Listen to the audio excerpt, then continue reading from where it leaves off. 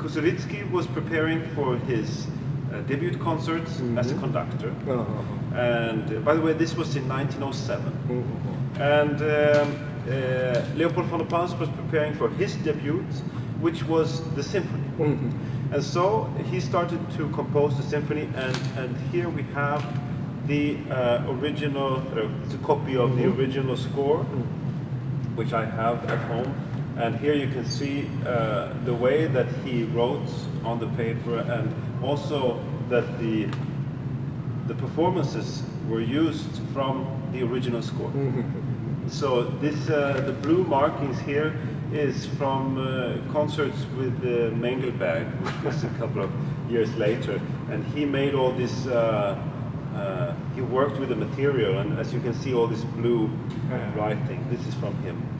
And so Kusevitsky had his debut concerts in 1908, and Rachmaninoff was there to play his second piano concerto, and of course Leopold von der Pals was at the concerts because they all had they were a bunch of friends meeting together, and so that's why afterwards Rachmaninoff gave Leopold this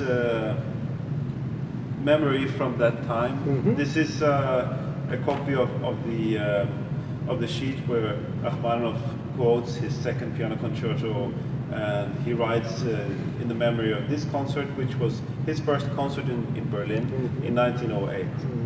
And Leopold wrote in his diary that they met several times during these years in Berlin, and once Rachmaninoff came to his house directly after a concert, still in his concert clothes, and he was completely tired from this big concert he had, and so he was leaning over Leopold's table, his writing table, and Rachmaninoff being a big man with big hands, and he was so tired, and the table couldn't bear the weight of this man, so it collapsed to the floor, it broke.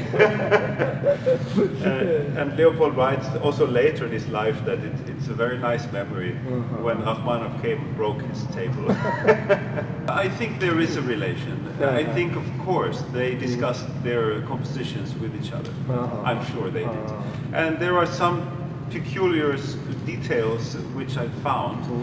For instance, in this symphony, Leopold von der Pals writes for the bass clarinet in A, which is an instrument that doesn't exist anymore.